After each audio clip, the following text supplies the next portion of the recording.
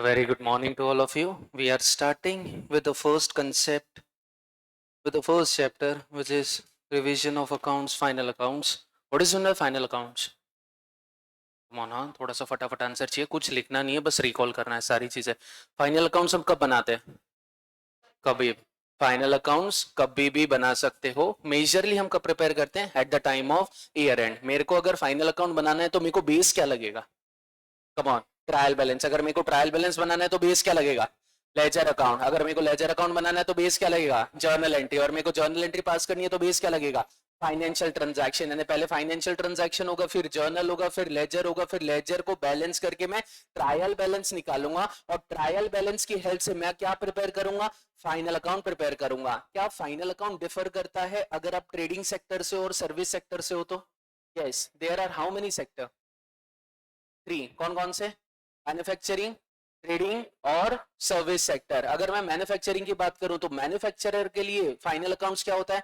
Manufacturing account, trading account, PNL account and balance sheet. Traders के लिए बात करूं तो जो माल खरीदते माल बेचते हैं, ट्रेडिंग अकाउंट, पीएनएल और बैलेंस शीट. और अगर मैं सर्विस सेक्टर की बात करूं तो there will be only PNL account और बैलेंस शीट. तो नॉर्मली हम तीनों इसके ही देखेंगे, लेकिन ज्यादा प्रेफरेंस किसको दिया जाता है? सर हम पहले क्या बनाते हैं? ट्रेडिंग अकाउंट बनाते हैं. ट्रेडिंग अकाउंट के बाद क्या प्रिपेयर करते हैं? पीएनएल अकाउंट प्रिपेयर करते हैं. एंड पीएनएल अकाउंट के बाद हम क्या प्रिपेयर करते हैं? बैलेंस शीट प्रिपेयर करते हैं. ट्रेडिंग अकाउंट किसे कंपेयर करता है?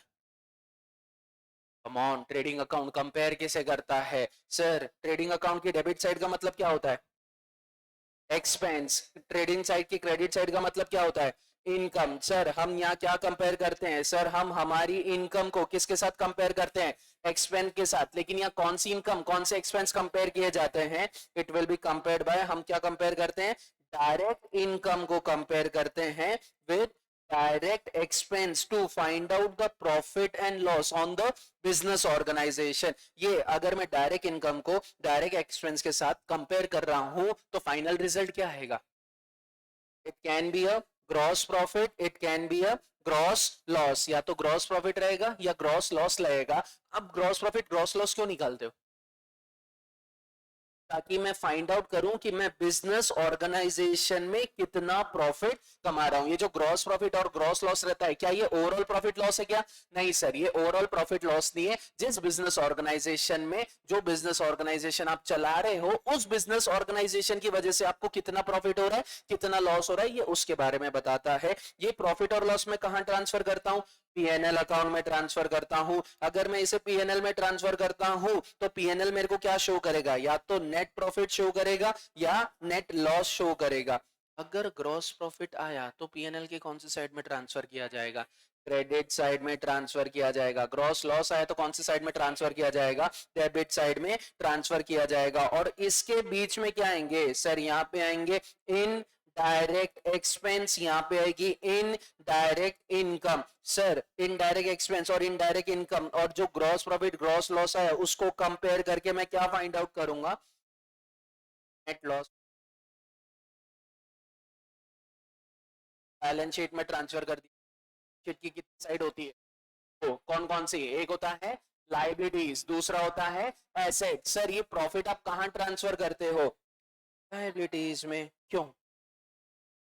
हाँ, ये लाइबिलिटी है हमारे लिए. यस, ये बिजनेस ऑर्गेनाइजेशन के लिए लाइबिलिटी है, क्योंकि ये पैसा बिजनेस ऑर्गेनाइजेशन को किसने पे करना, किसको पे करना है? ओनर को पे करना है. तो यहाँ कैपिटल अकाउंट में मैं क्या कर देता हूं? अगर प्रॉफिट है तो ऐड कर देता हूं, लॉस है तो माइनस कर देता हूं. ये हमारा basic trading PNL balance sheet. Trading में सारे नॉमिनल अकाउंट आते हैं, पीएनएल में सारे नॉमिनल अकाउंट आते हैं. ट्रू और फॉल्स?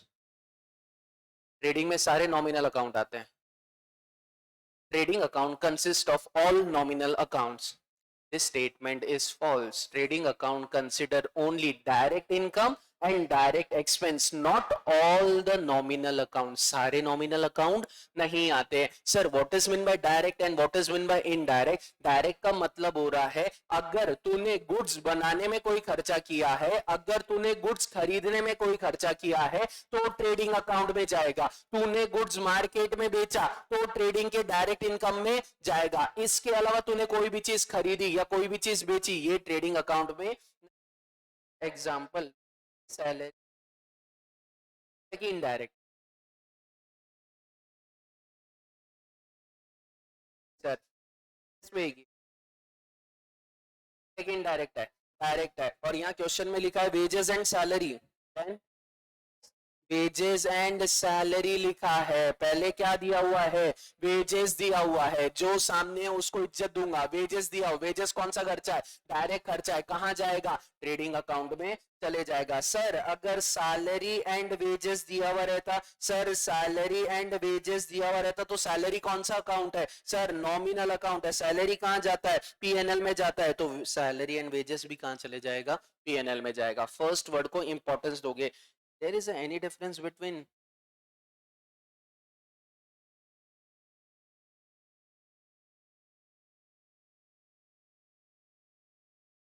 लाइटिंग एक्सपेंस और इलेक्ट्रिसिटी? कहाँ जाएगा बोलो, कहाँ जाएगा? कम ऑन, लाइटिंग कहाँ जाता है? सर लाइटिंग एक्सपेंस जाता है ट्रेडिंग अकाउंट में। इलेक्ट्रिसिटी कहाँ जाता है? इलेक्ट्रिसिटी जाता है पीएनएल अकाउंट में। और अगर फैक्ट्री के नाम से कुछ दिया हुआ है तो, अगर फैक्ट्री के नाम से कुछ दिया हुआ है and you are not preparing a manufacturing account, factory के नाम से कुछ दिया हुआ है और आप मैन्युफैक्चरिंग अकाउंट नहीं बना रहे हो, तो हम उसे कहां ट्रांसफर करते हैं? ट्रेडिंग अकाउंट में ट्रांसफर कर देते हैं। तो ये नॉर्मल बेसिक है। बेसिक्स क्या बोलता है? बेसिक्स ये बोलता है कि there are two nominal account and one personal and real account. Nominal account कौन कौन से हैं? सर नॉमिनल अकाउंट है हमारा ट्रेडिंग, और नॉमिनल अकाउंट है हमारा पीएनएल। इसके डेबिट साइड में क्या आएंगे सर? खर्चे आते हैं। इसके क्रेडिट साइड में क्या आती है सर? इनकम आती है। इनकम को खर्चों के साथ कंपेयर करके मैं क्या फाइंड आउट करता हूं? प्रॉफिट और लॉस फाइंड आउट करता हूं। इसी के साथ हमें क्या प्रिपेयर करनी पड़ती है? एक शीट प्रिपेयर करनी पड़ती है, जो कि हमारे लिए बैलेंस शीट है, which is divided not into liability, not into debit and credit, it is divided into liability and asset. हम इसे दो चीजों में डिस्ट्रीब्यूट करते हैं। एक हमारी क्या रहेगी? लायबिलिटी रहेगी, दूसरी हमारी क्या रहेगी? एसेट रहेगी। एसेट में नॉर्मली कौन से अकाउंट आते हैं? सर एसेट में रियल अकाउंट आता है, और रियल अकाउंट का कौन सा बैलेंस आता है? डेबिट बैलेंस आता है। और पर्सनल अकाउंट आता है, पर्सनल का भी कौन सा बैलेंस आता है? डेबिट। सर रियल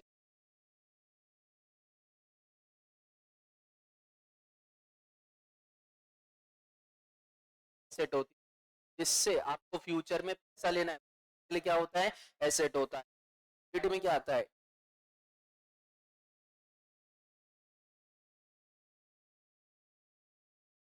अगर आपकी बैलेंस शीट टैली नहीं हुई तो आपने कुछ ना कुछ गलत किया है। अब हमें क्वेश्चन में क्या दिया हुआ रहेगा? हमें क्वेश्चन में ट्रायल बैलेंस दिया हुआ रहेगा। ऐसा हो सकता है वो डेबिट क्रेडिट आपको अलग अलग करके दे, लेकिन इट इज ऑल्सो एक्सेप्टेड अगर उसने डेबिट क्रेडिट अलग अलग करके नहीं दिया तो। अलग अलग भी दे सकता है, अलग अलग नहीं भी दे सकता है। सर ये ट्रायल बैलेंस है, ट्रायल बैलेंस को हम कहां ट्रांसफर करते हैं? फाइनल अकाउंट में ट्रांसफर करते हैं। तो ट्रायल बैलेंस के कितने इफेक्ट होंगे? कम ऑन, ट्रायल बैलेंस के कितने इफेक्ट हो गए? सर अगर यहाँ पे कैश दिया हुआ है, डेबिट में दिया हुआ है, तो ये कैश ट्रांसफर कहां होगा? सर यहाँ पे जितने भी account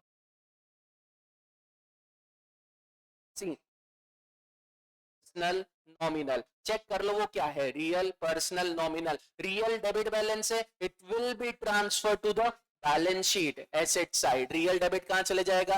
balance sheet asset side. Personal debit कहां चले जाएगा? Balance sheet asset side. Personal credit कहां चले जाएगा? Balance sheet liability side. Nominal debit, nominal debit तो है, लेकिन ट्रेडिंग में ट्रांसफर करूं कि पीएनएल में ट्रांसफर करूं, उसके लिए मेरे को चेक करना पड़ेगा क्या ये डायरेक्ट एक्सपेंस है कि इनडायरेक्ट एक्सपेंस है। नॉमिनल के लिए दो चेक पॉइंट है, पहले तो चेक कर कि ट्रेडिंग में जाएगा कि पीएनएल। पहले की क्रेडिट डेबिट है तो डेबिट साइड में जाएगा, लेकिन डेबिट साइड किसकी जाएगा? ट्रेडिंग के डेबिट में जाएगा कि पीएनएल के डेबिट में जाएगा? सर उसके लिए हमें चेक करना पड़ेगा। अगर डायरेक्ट है तो ट्रेडिंग के डेबिट में लिखूंगा, अगर इनडायरेक्ट है तो पीएनएल के डेबिट में लिखूंगा। Same with income, direct income है ट्रेडिंग के डेबिट में, इनडायरेक्ट इनकम है पीएनएल के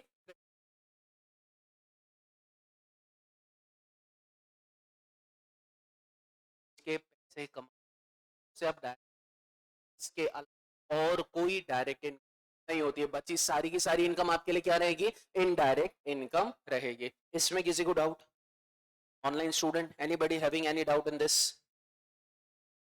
All of you clear? ये स्पीड जम रही है, कंफर्टेबल हो? जमेगा? चलो सर, हमें यहाँ पे ट्रेडिंग अकाउंट दिया हुआ रहेगा। ट्रेडिंग अकाउंट में हमारे पास यहाँ बहुत सारे अकाउंट रहेंगे। इन अकाउंट का हमें क्या करना है सर? इन अकाउंट को या तो ट्रेडिंग में ट्रांसफर करना है, या पीएनएल में ट्रांसफर करना है, या बैलेंस शीट में ट्रांसफर करना है। लेकिन एक चीज याद रखना सर, ये ट्रायल बैलेंस है। ट्रायल बैलेंस के पहले डबल इफेक्ट हो चुके हैं। जब ट्रायल बैलेंस का कोई आइटम फाइनल अकाउंट को ट्रांसफर किया जाता है तो उसके कितने इफेक्ट होते हैं? सिंगल। उसके कितने?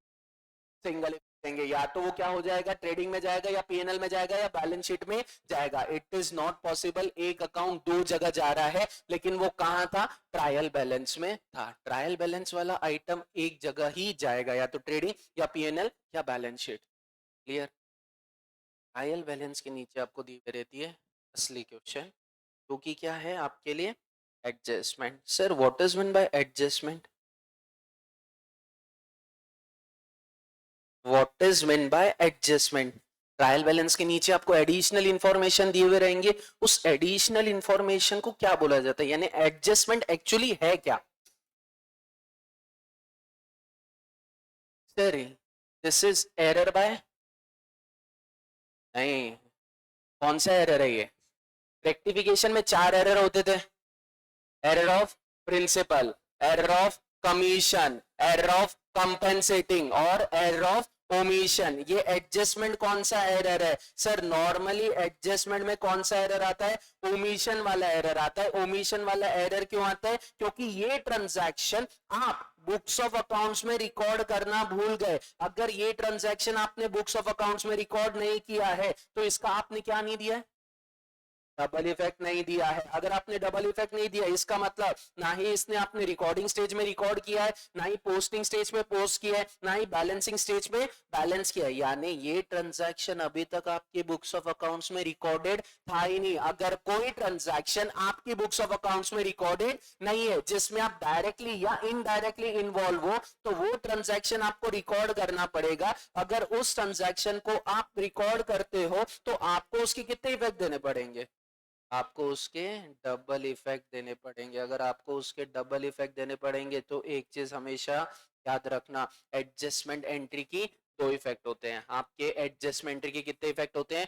दो। या तो एक ट्रेडिंग में जाएगा, दूसरा पीएनएल में जाएगा, या एक पीएनएल में जाएगा, दूसरा बैलेंस शीट में जाएगा। कॉम्बिनेशन कुछ भी बन सकता है, लेकिन एक एडजस्टमेंट एंट्री के आपको कितने इफेक्ट देने पड़ेंगे? दो इफेक्ट देने पड़ेंगे। सर क्या हमें एडजस्टमेंट ट्रायल बैलेंस में भी दिए हुए हो सकते हैं क्या? Yes sir, which are known as with the name of hidden adjustment. अगर ट्रायल बैलेंस के कोई भी अकाउंट के सामने या तो कोई परसेंटेज दिया हुआ है, ट्रायल बैलेंस के कोई भी अकाउंट के सामने कोई परसेंटेज दिया हुआ है, 9%, 10%, 20%, या ट्रायल बैलेंस के अकाउंट के पीछे कोई डेट दी हुई है, तो it is considered as a hidden adjustment. या तो सामने क्या दिया हुआ रहेगा? परसेंटेज दिया हुआ रहेगा, या उस अकाउंट के बाद क्या दी हुई रहेगी? डेट दी हुई रहेगी। तो आप उसे क्या बोलोगे? हिडन एडजस्टमेंट बोलोगे। अगर ये आपके लिए हिडन एडजस्टमेंट है तो सर हम क्या करेंगे? अगर ये आपके लिए हिडन एडजस्टमेंट है तो इस हिडन एडजस्टमेंट के आपके कितने इफेक्ट होंगे? डबल इफेक्ट होंगे। ये पर्टिकुलर अकाउंट का एक ही इफेक्ट होगा। वो जो हिडन एडजस्टमेंट है, जो हिडन एडजस्टमेंट का आपको वर्किंग करना पड़ेगा, उसके डबल इफेक्ट देने पड़ेंगे। फॉर एग्जांपल यहाँ पे लिखा हुआ है 9% इन्वेस्टमेंट। 9% इन्वेस्टमेंट कितने रुपए? 1,00,000 रुपए। और कुछ भी नहीं बोला कि हमने कब खरीदा है, बस इतना दिया हुआ है 9% इन्वेस्टमेंट। तो ये हमारे इन्वेस्टमेंट हमारे पास था, ठीक है। इन्वेस्टमेंट पे रिटर्न कितना मिलना चाहिए? 9,000 रुपए मिलना चाहिए, ठीक है। तो सर ये जो इन्वेस्टमेंट है इसके कितने इफेक्ट होंगे? ये इन्वेस्टमेंट का एक ही इफेक्ट होगा। कहां जाएगा? बैलेंस शीट, एसेट साइड में ट्रांसफर हो जाएगा, क्योंकि आपके लिए क्या है? एसेट है। ये जो 9% का आप एडजस्टमेंट कर रहे हो रिगार्डिंग इंटरेस्ट, इसके आपको क्या देने पड़ेंगे? डबल इफेक्ट देने पड़ेंगे। सर इसके डबल इफेक्ट कैसे होंगे? मान के चलते हैं नीचे इंटरेस्ट दिया हुआ है, मान के चलते हैं नीचे इंटरेस्ट दिया हुआ है, कितने रुपए? 2,000 रुपए, कि मेरे को मेरे इन्वेस्टमेंट पे इंटरेस्ट मिला 2,000 रुपए। क्या ये हिडन एडजस्टमेंट है? क्या ये हिडन एडजस्टमेंट है? हाँ सर, हिडन एडजस्टमेंट क्यों है? इंटरेस्ट कितना मिलना चाहिए था सर? 1 लाख का 9% मिलना चाहिए था, विच इज 9,000। आपको इंटरेस्ट कितना मिला है? 2,000 मिला है, यानी कितना मिलना बाकी है? 7,000 इंटरेस्ट मिलना बाकी है, तो उसकी आपको एडजस्टमेंट एंट्री पास करनी पड़ेगी। सर अगर यहाँ पे 9,000 लिखा हुआ रहता तो क्या वो हमारे लिए हिडन एडजस्टमेंट होता था? नहीं, अगर यहाँ पे 9,000 लिखा हुआ रहता था तो ये हमारे लिए हिडन एडजस्टमेंट नहीं है, क्योंकि इंटरेस्ट का अमाउंट कितना मिलना चाहिए था? 9,000। हमें इंटरेस्ट का अमाउंट कितना मिल गया है? 9,000, यानी वो 9,000 हमने हमारी बुक्स ऑफ अकाउंट्स में रिकॉर्ड कर लिए हैं, तो ये हमारे लिए हिडन एडजस्टमेंट नहीं है। ये आपको चेक करना पड़ेगा हर बार, आपको हर बार चेक करना पड़ेगा। ऐसा नहीं है कि परसेंटेज दिया हुआ है तो बैल के समान अपन ने डबल एडजस्टमेंट मार दिए, नहीं, परसेंटेज दिया हो यानी इंटरेस्ट मिलना चाहिए था, क्या हमें उतना इंटरेस्ट मिला है? अगर पूरा मिल गया है तो there is no hidden adjustment, कम मिला है तो हिडन एडजस्टमेंट पिक्चर में आएगा। कभी कभी यहाँ डेट भी दी हुई रहती है, ये डेट दी हुई रहती है, यानी आपने इन्वेस्टमेंट किस डेट पे खरीदा है? इस डेट पे खरीदा है, तो क्या पूरा साल का चार्ज करोगे क्या? नहीं, जिस डेट से खरीदा है उस डेट से लेके कब तक? ईयर एंड तक चार्ज करूंगा। जितने भी मंथ्स आ रहे उतने मंथ्स का मैं क्या कर दूंगा? यहाँ पे चार्ज कर दूंगा। जमेगा? चलिए आइए आइए सर। तो यहाँ पे आपको दिए हुए रहेंगे एडजस्टमेंट। इन एडजस्टमेंट का आपको क्या करना है सर? इन एडजस्टमेंट का हमें क्या देना है? डबल इफेक्ट देना है। तो पहला एडजस्टमेंट कौन सा है आपका? फर्स्ट एडजस्टमेंट कौन सा होता है सर? हमारा फर्स्ट एडजस्टमेंट होता है closing stock. What will be the journal entry for the closing stock? Sir closing stock की जर्नल एंट्री होती है closing stock account debit to trading account. Sir एक इंपॉर्टेंट क्वेश्चन, ध्यान से बोल रहा हूं, अच्छी से सुन लेना। ट्रेडिंग अकाउंट एक अलग पेज पे बनेगा, पीएनएल अकाउंट एक अलग पेज पे बनेगा, बैलेंस शीट एक अलग पेज पे बनेगी। क्योंकि अगर गलती से थोड़ा सा बड़ा क्वेश्चन आया और एक पेज पे ट्रेडिंग पीएनएल नहीं आया, क्योंकि पीछे वाले पेज पे तो तूने बैलेंस शीट बना ली है, फिर वो यहां से इधर लेके जाओ, बहुत गंदा लगता है। एक पेज पे पूरा ट्रेडिंग, दूसरे पेज पे पूरा पीएनएल, तीसरे पेज पे पूरा बैलेंस शीट, एंड चौथे और पांचवे पेज पे अगर आपको एडजस्टमेंट एंट्री लिखना है तो लिख सकते, वैसे लिखनी चाहिए। बिना फॉर्मेट भी लिखा तो भी चलेगा, वैसे लिखनी चाहिए। दूसरा option, you can write first adjustment entry then you prepare the final accounts, no issue with that. Working note आप पहले बना सकते हो, वर्किंग नोट आप क्वेश्चन के बाद बना सकते हो, दिक्कत नहीं है, लेकिन एडजस्टमेंट एंट्री लिखोगे तो एरर होने के चांसेस बहुत कम है। तो सर क्लोजिंग स्टॉक की एडजस्टमेंट एंट्री क्या रहेगी? Closing stock account debit to trading account. Sir closing stock का हमने ये एंट्री हमने हमारी बुक्स ऑफ अकाउंट्स में पास की थी क्या? नहीं सर, ये एंट्री हमने हमारी बुक्स ऑफ अकाउंट्स में पास नहीं की थी। तो अगर ये एंट्री मैं मेरे बुक्स ऑफ अकाउंट्स में पास कर रहा हूं तो मेरे को कितने इफेक्ट देने पड़ेंगे? डबल इफेक्ट देने पड़ेंगे। अगर आपको इसके डबल इफेक्ट देने हैं तो एक इफेक्ट कहां जाएगा सर? एक क्लोजिंग स्टॉक जो डेबिट हो रहा है उसका एक इफेक्ट दूंगा बैलेंस शीट एसेट साइड, और ये जो ट्रेडिंग अकाउंट क्रेडिट हो रहा है इसका एक इफेक्ट दूंगा ट्रेडिंग अकाउंट के क्रेडिट साइड में। इसमें किसी को कोई डाउट? सर कौन सी वैल्यू को इंपॉर्टेंस देंगे? कॉस्ट को। कौन सी वैल्यू को इंपॉर्टेंस दोगे? कॉस्ट को। सर कॉस्ट के साथ मार्केट वैल्यू भी दी हुई है। अब याद करो, इन्वेंट्री अकाउंटिंग स्टैंडर्ड 2, कॉस्ट और NRV which ever is less, वो आपके साथ खेलेगा। हाँ ध्यान रखना, ये जो फंडे दिमाग में बैठा के रखे ना, बरोबर रखना। सर क्लोजिंग स्टॉक दिया है, कॉस्ट दी हुई है, तो इज्जत कॉस्ट को दूंगा। सर क्लोजिंग स्टॉक के साथ एनआरवी भी दी हुई है, तो कॉस्ट और NRV which ever is less, क्योंकि अकाउंटिंग स्टैंडर्ड 2 बोलता है अगर आप क्लोजिंग स्टॉक का वैल्यूएशन कर रहे हो तो वैल्यूएशन अगर दोनों को कंपेयर करके हो रहा है तो हमेशा याद रखना विच एवर इज लेस पे कंपेयर होगा। Next adjustment number 2 which is depreciation. What will be the journal entry? Depreciation account debit to asset account. Depreciation हमारे लिए क्या है? एक्सपेंडिचर है। कौन सा एक्सपेंस है? इनडायरेक्ट एक्सपेंस है। और कौन सा एक्सपेंस है? नॉन कैश एक्सपेंडिचर है। सर ये अगर हमारे लिए नॉन कैश एक्सपेंडिचर है तो एक इफेक्ट कहां जाएगा? सर इसका एक इफेक्ट जाएगा पीएनएल अकाउंट के कौन से साइड में? डेबिट साइड में, पीएनएल के कौन सा साइड में लिख दूंगा, डेबिट साइड में लिख दूंगा। और ये एसेट का एक इफेक्ट कहां जाएगा सर, बैलेंस शीट में, एसेट साइड में, उस पर्टिकुलर एसेट से आप क्या कर दोगे, माइनस डेप्रीशिएशन कर दोगे। सर हम माइनस क्यों कर रहे हैं, क्योंकि एसेट कौन सा बैलेंस होता है, डेबिट बैलेंस होता है, एसेट क्या हो रहा है, क्रेडिट हो रहा है, यानी हमें एसेट की वैल्यू को क्या करना पड़ेगा, कम करना पड़ेगा। तो सर क्या हम नेट अमाउंट ब्रैकेट में शो कर सकते हैं क्या, नहीं, machine minus depreciation equals to net amount, ये वर्किंग आप बैलेंस शीट में शो करोगे, नेट अमाउंट डायरेक्टली नहीं लिखोगे। सर अगर ड्यूरिंग द ईयर एडिशन हो रहा है तो मशीन के अंदर, तो machine plus addition minus depreciation, machine plus addition minus depreciation. और डेप्रीशिएशन किस पे कैलकुलेट किया जाएगा, जो मशीन तेरे पास पूरे साल थी उस पे तो करूंगा ही करूंगा, प्लस जो एडिशन हुआ है मशीन पे उस पे भी कैलकुलेशन करूंगा। तो डेप्रीशिएशन हमेशा याद रखना,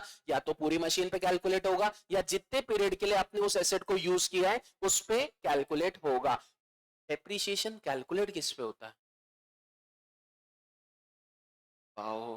कम ऑन डेप्रीशिएशन किस पे कैलकुलेट करते हैं अपन, इंटेंजिबल फिक्स्ड एसेट, नहीं, टेंजिबल फिक्स्ड, बैल के समान मुंडी हिला रहे हो। सर फिक्स्ड एसेट दो टाइप के होते हैं, एक होता है टेंजिबल, एक होता है इंटेंजिबल। डेप्रीशिएशन चार्ज किया जाता है टेंजिबल फिक्स्ड एसेट पे, इंटेंजिबल पे क्या चार्ज होता है, अमोर्टाइजेशन इंटेंजिबल पे चार्ज होता है।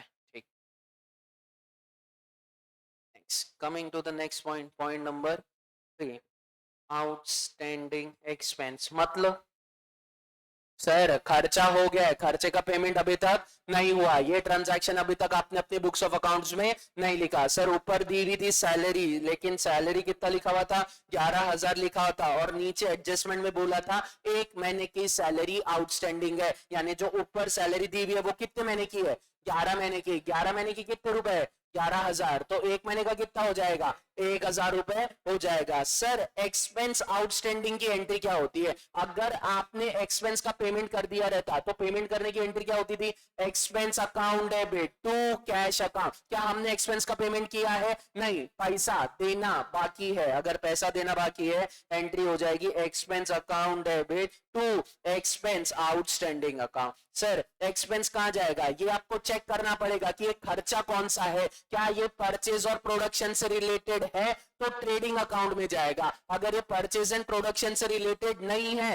तो पीएनएल अकाउंट में जाएगा। लेकिन जाएगा कौन से side, debit side. Sir outstanding expense यानी पैसा देना बाकी है, you are liable to pay, if you are liable to pay तो ये आपके लिए क्या है, लाइबिलिटी है, कहां चले जाएगा, balance sheet liability side. Sir इसे दिखाएंगे कैसे, ध्यान दे लो, पीएनएल, सर मान के चलते हैं पीएनएल है, सैलरी, सैलरी ट्रायल बैलेंस में कितनी दी हुई थी, 11,000, सैलरी ट्रायल बैलेंस में कितनी दी हुई थी, 11,000, प्लस कितनी सैलरी देना बाकी है, 1,000 सैलरी का देना बाकी है। तो मैंने एंट्री क्या पास की, salary account debit to salary outstanding account, salary account debit. तो मैं यहाँ क्या कर दूंगा, सैलरी में थोड़ी सी और सैलरी क्या कर दूंगा, ऐड कर दूंगा, आउटस्टैंडिंग सैलरी की, सैलरी का पैसा देना बाकी है कितने रुपए, 1,000, तो आउटर में कितना अमाउंट जाएगा, 12,000। ये क्या हो गया, पीएनएल अकाउंट में हो गया, ये इफेक्ट हमने कहां दे दिया, पीएनएल अकाउंट में दे दिया। अब इसका सेकंड इफेक्ट कहां जाएगा, सर इसका सेकंड इफेक्ट जाएगा बैलेंस शीट, कौन से साइड में, लाइबिलिटी साइड में, because you are liable to pay, if you are liable to pay तो यहां आप लिख दोगे आउटस्टैंडिंग सैलरी, और you can also write salary outstanding, or you can also write salary payable, how much, 1,000 rupees। जमेगा, all of you comfortable with this, any doubt sir? तो outstanding expense की entry क्या होगी, expense account debit to expense outstanding account. वैसे ही अगर expense prepaid है, यानी what is the meaning of prepaid, prepaid, पहले पैसे दे दिए बाद में खर्चे का बेनिफिट मिलेगा। अगर आपने पहले पैसे दे दिए तो इट इज कंसिडर्ड दैट कि आपने सामने वाले को क्या दिया है, लोन दिया है। अगर आपने पहले पैसे दे दिए तो इट इज कंसिडर्ड दैट कि आपने सामने वाले को क्या दिया है, लोन दिया है। अगर आपने सामने वाले को लोन दिया है तो आपकी जर्नल एंट्री क्या हो जाएगी, सर प्रीपेड एक्सपेंस की एंट्री क्या होगी,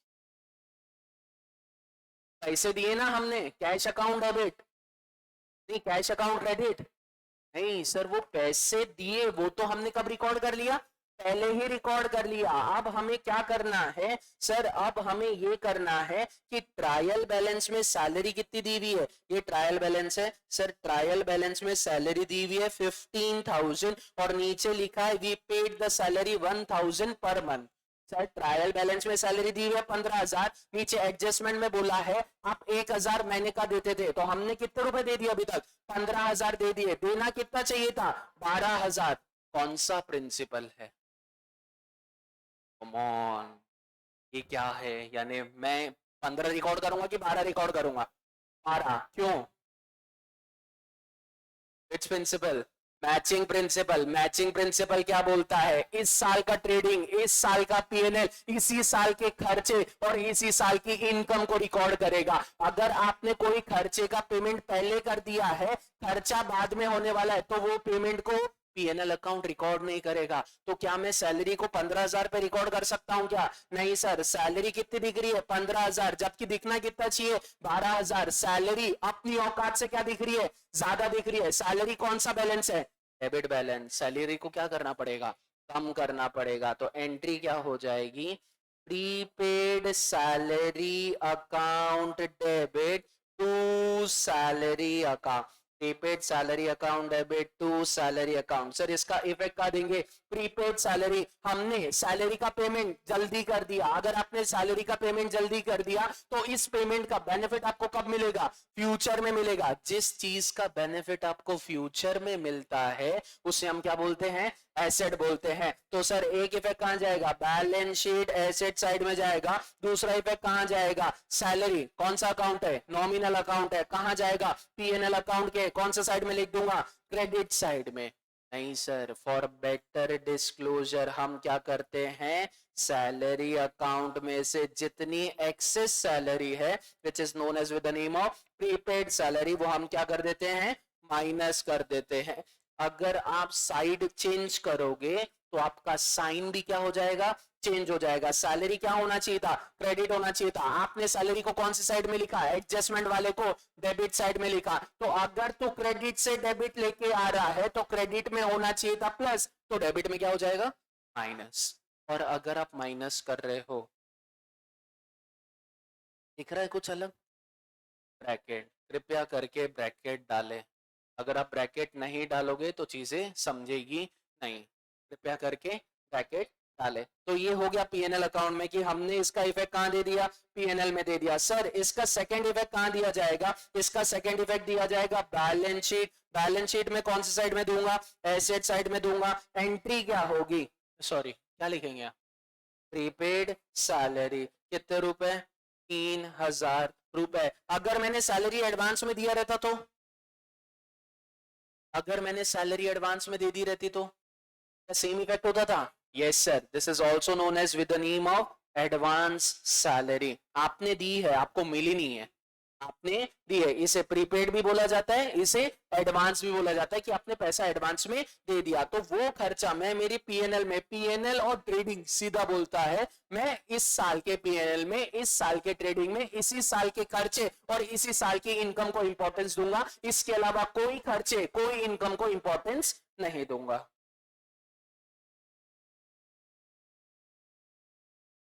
एंट्री बोलो,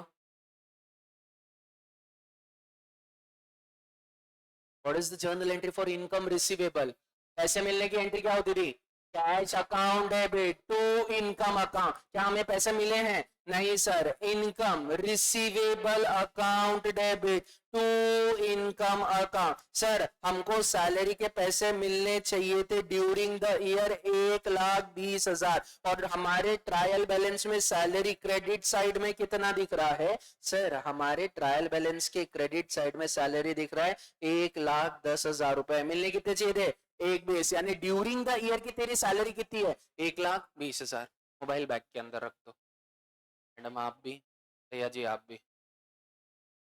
सर सैलरी कितनी थी? 1,20,000 थी, लेकिन ड्यूरिंग द ईयर मेरे को मिली कितनी? 1,10,000 मिली। मेरे को सैलरी 1,10,000 मिली है, जबकि मिलना चाहिए था 1,20,000। तो 10,000 अभी तक मेरे को मिले हैं क्या? नहीं सर। कब मिलेंगे? फ्यूचर में मिलेंगे। तो मेरे लिए जर्नल एंट्री क्या हो जाएगी? क्या ये इस साल की इनकम है? हाँ सर, ये इस साल की इनकम है। अगर ये इस साल की इनकम है तो इसी साल के इनकम इसी साल के ट्रेडिंग और पीएनएल में रिकॉर्ड करूंगा। अगर मैं इसी साल के पीएनएल और इनकम में रिकॉर्ड करूंगा तो एंट्री क्या हो जाएगी? पैसा मिलना बाकी है, कॉमन नेम यूज करना पड़ेगा। Income receivable account debit to income account. Sir ये इनकम रिसीवेबल कहां जाएगा? इनकम रिसीवेबल जाएगा कौन से? बैलेंस शीट एसेट साइड में, क्योंकि मेरे को पैसे कब मिलेंगे? फ्यूचर में मिलेंगे। तो मेरे लिए ये क्या है? एसेट है। इसका सेकंड इफेक्ट कहां दिया जाएगा? पीएनएल अकाउंट के कौन से साइड में दूंगा? क्रेडिट साइड में दूंगा। जो इनकम ट्रायल बैलेंस में दी हुई थी उसमें क्या कर दूंगा?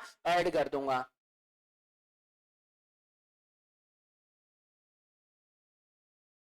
वाह, इनकम रिसीवेबल प्लस, यहाँ प्लस करोगे। इनकम रिसीवेबल कितने रुपए? 10,000 रुपए। How much? 1,20,000 आउटर में शो करेगा कौन से? पीएनएल अकाउंट के क्रेडिट साइड में। इसका तुरंत सेकंड इफेक्ट दिया जाएगा कहां पे?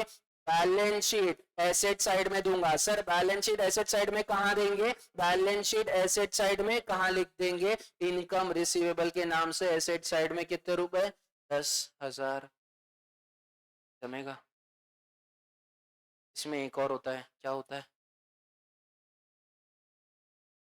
जैसे इनकम रिसीवेबल है वैसे आपको एडवांस इनकम भी तो मिल सकती है। एडवांस रिसीव्ड, मेरे को एडवांस इनकम मिली है। अगर आपको एडवांस इनकम मिली है तो सैलरी ट्रायल बैलेंस में कितनी दिख रही है? सर सैलरी ट्रायल बैलेंस में दिख रही है 1,50,000, जबकि ड्यूरिंग द ईयर की सैलरी कितना होना चाहिए? 1,20,000। तो सर हमें 30,000 एडवांस में मिला है। अगर आपको एडवांस मिला है तो यू आर लाइबल टू पे for that advance in future. आप क्या हो? लाइबल हो। तो ये आपके लिए क्या हो जाएगी? लाइबिलिटी हो जाएगी। सैलरी दिखना कितना चाहिए था? 1,20। सैलरी दिख कितना रहा है? 1,50। सर सैलरी ज्यादा दिख रहा है, क्रेडिट बैलेंस ज्यादा दिख रहा है। क्रेडिट को कम करना है तो क्या कर दूंगा? डेबिट कर दूंगा। तो आपकी एंट्री हो जाएगी salary account debit to advance salary. Salary account debit to advance salary. Sir effect कहां जाएगा? एक इफेक्ट जाएगा पीएनएल अकाउंट के कौन से साइड में?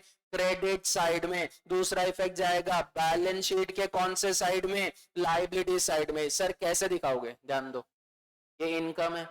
सर इनकम दिख कितनी रही है? 1,50,000, जबकि दिखना कितना चाहिए? 1,20,000। होना तो चाहिए था डेबिट, लेकिन फॉर बेटर डिस्क्लोजर मैं इनकम में से क्या कर दूंगा? माइनस कर दूंगा। अगर आप इनकम में से माइनस कर दोगे एडवांस सैलरी कितने रुपए? 30,000 रुपीज। तो आउटर में कितना बचा? 1,20,000। आउटर में बचा 1,20,000। ये एक इफेक्ट हो गया। तुरंत दूसरा इफेक्ट, वो 30,000 आपको एडवांस में मिल गए, जिसका बेनिफिट आपको आज ही मिल रहा है। लेकिन क्या आपने उसकी सर्विस आज दे दी है क्या? नहीं सर, अभी तक हमने उसकी सर्विस नहीं दी है। तो सर्विस देना बाकी है। अगर सर्विस देना बाकी है तो क्या करना पड़ेगा? Sir we are liable to give the service in future. अगर आप लाइबल हो तो आपके लिए क्या है? Liability. Advance salary how much? 30,000। जमेगा? Online student, online student is comfortable to everyone? आवाज आ रही है? चलिए चलिए चलिए। कितनी एंट्रियां पढ़े अपन ने? इग्नोर करो, हाँ जो भी चल रहा है उनको इग्नोर करो। कितनी एंट्रीज पढ़ी अपन ने? 6। पहली एंट्री क्या होगी? Come on all of you. Closing stock account debit to trading account. उसके बाद डेप्रीशिएशन, एंट्री क्या होगी? Depreciation account debit to asset account. उसके बाद आउटस्टैंडिंग एक्सपेंस, एंट्री क्या होगी? Outstanding expense account debit to expense account. नहीं, expense account debit to outstanding expense account. Prepaid expense की एंट्री क्या होगी? Prepaid expense account debit to expense account. Income receivable की entry क्या होगी? Income receivable account debit to income account. Income received in advance, इसकी entry क्या होगी? Sir income received in advance की जर्नल एंट्री क्या होगी? Income account debit to income receivable account, income received in advance या income advance income के नाम से लिख देंगे।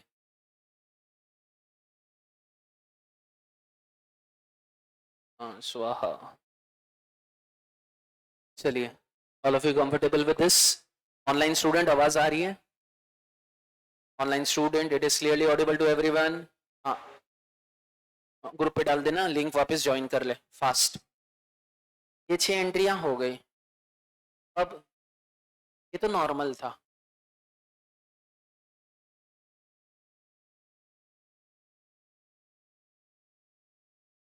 मतलब what is mill my bad debts? Bad dates का मतलब होता है आपके पैसे डूब गए। बैड डेट्स का मतलब होता है आपके पैसे डूब गए। अगर आपके पैसे डूब गए तो पैसे मिलने वाले किससे थे? सर, पैसे मिलने वाले थे डेटर से। डेटर ने आपको पैसे दिया क्या? नहीं दिया। अगर डेटर पैसे देता तो एंट्री क्या होती थी? Cash account debit to debtor account. Debtor ने पैसे दिए क्या? नहीं सर, डेटर ने हाथ खड़े कर दिए कि भैया मेरे पास पैसे नहीं है, तेरे को जो बनता है वो कर ले। कैश के बदले क्या हो गया? डेट्स हो गया। एंट्री क्या हो जाएगी? Bad debts account debit to debtor account. Sir, what will be the journal entry for further bad debts? Bad debts account debit to debtor account. Further bad debts के लिए भी एंट्री यही रहेगी, बैड डेट्स के लिए भी entry यही रहेगी। सर, बैड डेट्स में नॉर्मली आपके 3 एडजस्टमेंट आते हैं। पहले आता है फर्दर बैड डेट्स, उसके बाद आता है प्रोविजन फॉर बैड डेट्स, उसके बाद आता है provision for discount on debtors. पहले आता है फर्दर बैड डेट्स, फिर आता है प्रोविजन फॉर बैड डेट्स, फिर आता है provision for discount on debtor. Sir, हमें ट्रायल बैलेंस में क्या दिया हुआ है? 3 चीजें दी हुई है। ट्रायल बैलेंस में क्या दिया हुआ है? 3 चीजें दी हुई है। पहले मेरे को डेटर का अमाउंट दिया हुआ है, उसके बाद मेरे को बैड डेट्स का अमाउंट दिया हुआ है, उसके बाद जो आज आप प्रोविजन बना रहे हो, ये कब के लिए बना रहे हो? अपकमिंग ईयर्स के लिए बना रहे हैं, हम फ्यूचर के लिए बना रहे हैं। तो क्या हमने प्रीवियस ईयर भी कोई प्रोविजन बनाया था क्या? हाँ सर। कौन सी ईयर के लिए बनाया था? करंट ईयर के लिए बनाया था। जो प्रोविजन आप पिछले साल बनाते हो करंट ईयर के लिए, उसे क्या बोला जाता है? Old provision. और जो प्रोविजन आप करंट ईयर बनाते हो फ्यूचर के लिए, उसे क्या बोला जाता है? New provision. तो आपके ट्रायल बैलेंस में कौन सा प्रोविजन दिखेगा? ओल्ड वाला प्रोविजन दिखेगा। न्यू वाला प्रोविजन ट्रायल बैलेंस में नहीं दिख सकता है, क्योंकि वो एज अ एडजस्टमेंट एंट्री में आ रहा है। तो सर, अगर मेरे को ये 3 चीजें दी हुई है, तो पहले क्या करना है? ट्रायल बैलेंस का सिंगल इफेक्ट देना है, बाद में इन तीनों को इंपॉर्टेंस देना है। अगर आप ट्रायल बैलेंस का सिंगल इफेक्ट दे रहे हो, ध्यान से सुन लेना। P&L अकाउंट,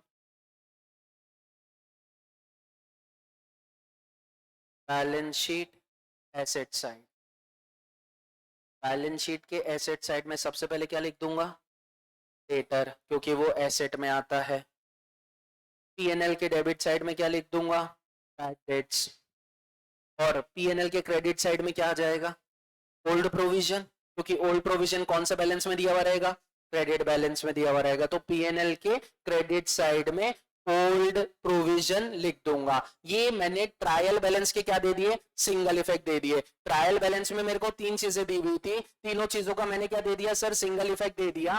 क्या दिया हुआ था ट्रायल बैलेंस में? डेटर का अमाउंट दिया हुआ था, बैड डेट्स का अमाउंट दिया हुआ था, ओल्ड प्रोविजन दिया हुआ था। तो P&L के डेबिट साइड में लिखे बैड डेट्स, P&L के क्रेडिट साइड में लिखा ओल्ड प्रोविजन, और बैलेंस शीट के एसेट साइड में मैंने क्या लिख दिया?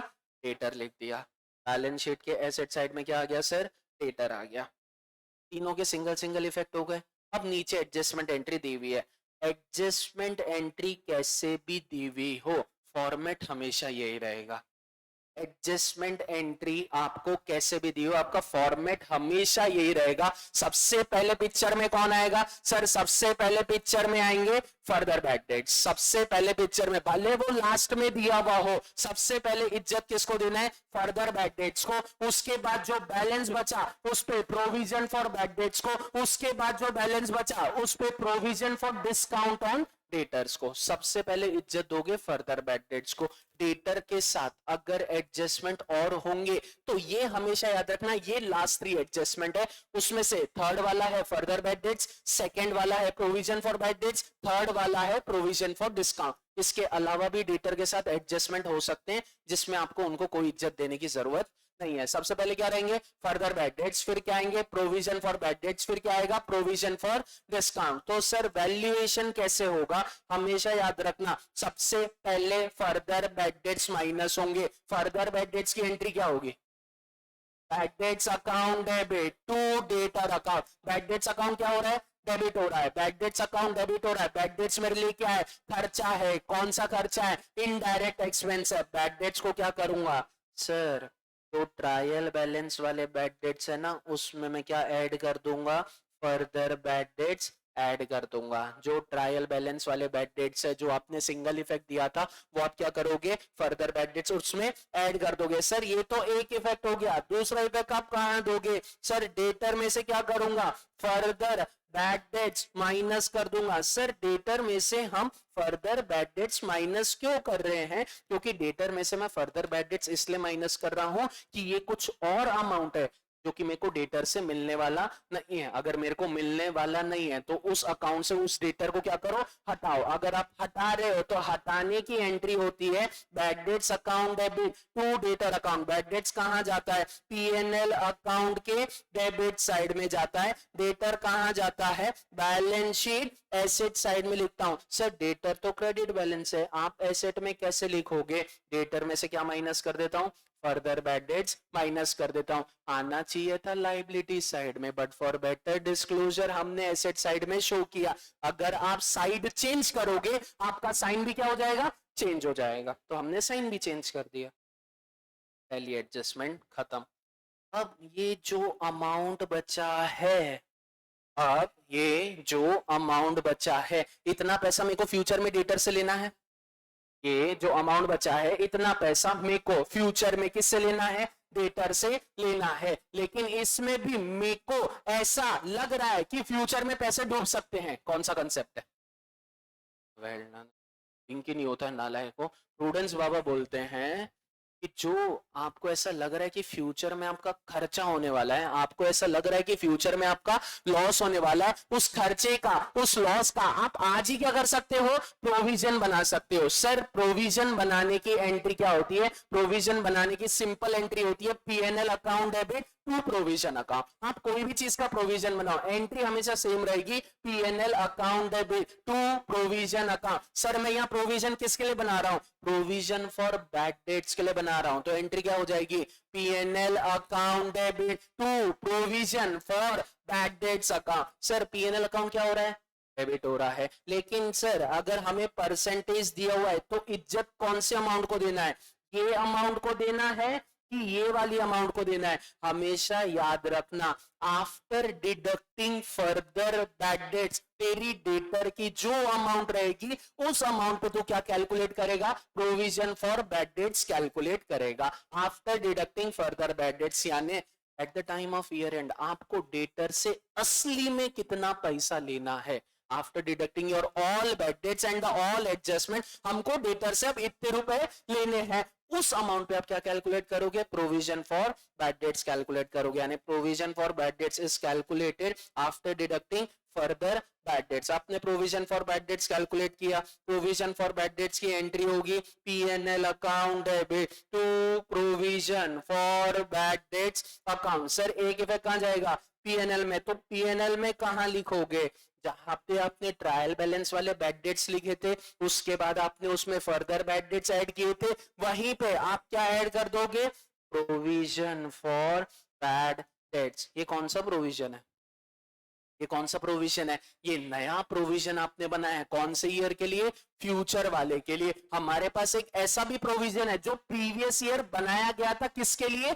करंट ईयर के लिए। तो ये आ गए आपके further bad dates, further bad sorry provision for bad dates. उसका एक इफेक्ट हो गया पीएनएल अकाउंट में, उसका तुरंत दूसरा इफेक्ट कहां दे दूंगा, सर वापस डेटर में से आप क्या माइनस कर दोगे, प्रोविजन फॉर बैड डेट्स क्या कर दोगे, माइनस कर दोगे तो कौन सा अमाउंट बचेगा? जो भी अमाउंट बचेगा इस अमाउंट पे क्या कैलकुलेट किया जाएगा?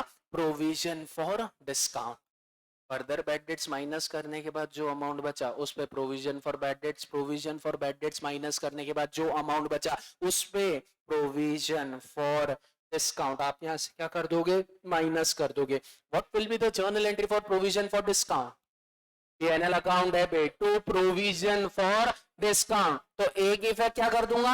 यहां दे दूंगा। इसका तुरंत दूसरा इफेक्ट क्या हो जाएगा? प्रोविजन फॉर बैड डेट्स में क्या कर देंगे अपन? ऐड कर देंगे प्रोविजन फॉर डिस्काउंट के नाम से, है ना?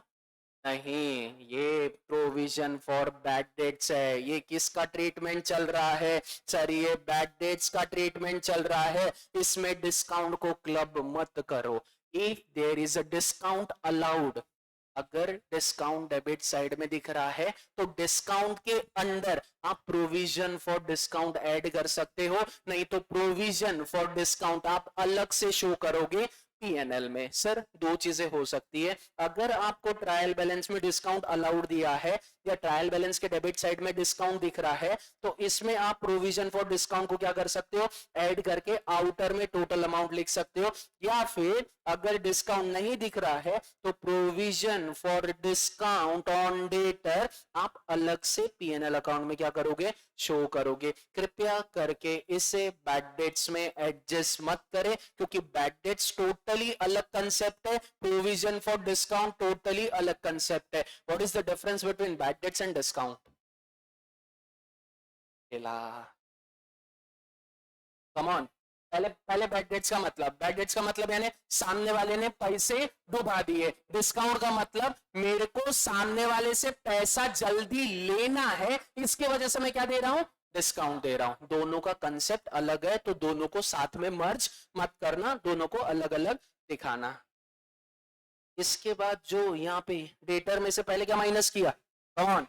सर डेटर में से पहले क्या माइनस किए? फर्दर बैड डेट्स माइनस किए। उसके बाद जो अमाउंट आएगी उस पे क्या कैलकुलेट करूंगा? Provision for bad debts calculate करूंगा। उसके बाद जो अमाउंट आएगी उस पे क्या करूंगा? प्रोविजन फॉर डिस्काउंट कैलकुलेट करूंगा। ये अमाउंट माइनस करने के बाद जो भी अमाउंट आएगा ये कहां जाएगा?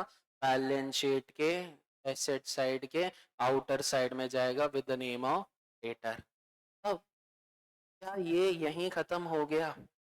सर ये यहाँ खत्म नहीं हुआ। यहाँ खत्म नहीं हुआ यानी सर मेरे को इस साल इतने का खर्चा हुआ बैड डेट्स का, प्लस मेरे को इस साल और इतने का खर्चा हुआ, प्लस मेरे को ऐसा लग रहा है कि फ्यूचर में खर्चा हो सकता है। तो क्या तूने पिछले साल कोई प्रोविजन बनाया था करंट ईयर के खर्चे के लिए? हाँ सर। तो खर्चे को पहले किससे एडजस्ट किया जाता है? प्रोविजन से एडजस्ट किया जाता है। अगर प्रोविजन से ज्यादा है खर्चा तो बाहर लिखा जाता है। इसलिए आप ओल्ड प्रोविजन पीएनएल अकाउंट के क्रेडिट साइड में नहीं लिखते हो। आफ्टर ट्रायल बैलेंस वाले बैड डेट्स, फिर उसमें फर्दर बैड डेट्स ऐड करने के बाद प्रोविजन फॉर डिस्काउंट नया वाला ऐड करने के बाद आप यहां से क्या माइनस कर देते हो? सर हम यहां से ये ओल्ड प्रोविजन को क्या करते हैं? सर ओल्ड प्रोविजन को यहां से उठाते हैं और इसमें से क्या कर देते हैं? Minus old provision. अगर आप क्रेडिट वाला आइटम डेबिट में ला रहे हो तो क्या हो जाएगा? माइनस हो जाएगा। तो आपको यहाँ पे माइनस करना पड़ेगा। उसकी वजह से क्या होगा? ये ओल्ड प्रोविजन यहाँ पीएनएल के क्रेडिट साइड में नहीं दिखेगा। पूरा का पूरा बैड डेट्स का एडजस्टमेंट कहाँ हो जाएगा? पीएनएल अकाउंट के डेबिट साइड में। फर्दर ट्रायल बैलेंस वाले bad debts plus further bad dates plus provision for bad debts minus old provision, जितना भी अमाउंट आया आप आउटर में लिख दो। इट इज नॉट कंपलसरी ये चारों दिए हुए हो, इट इज नॉट कंपलसरी। ऐसा भी हो सकता है सिर्फ प्रोविजन फॉर डिस्काउंट दिया है तो डेटर में से जो अमाउंट बचा है यानी मेरे को डेटर से फ्यूचर में मिलेगा उस पर प्रोविजन फॉर डिस्काउंट निकाल लो। ऐसा भी हो सकता है फर्दर बैड डेट्स दिया और प्रोविजन फॉर डिस्काउंट दिया है, प्रोविजन फॉर बैड डेट्स नहीं दिया तो उसको स्किप कर देना। जो अमाउंट फर्दर बैड डेट्स के बाद आए वो किसके लिए यूज होगा? डायरेक्टली डिस्काउंट के लिए यूज होगा। ऐसा हो सकता है इसके साथ दो एडजस्टमेंट और दिए, ये तीन तो दिए हुए ही हैं, इसके साथ दो एडजस्टमेंट और दिए।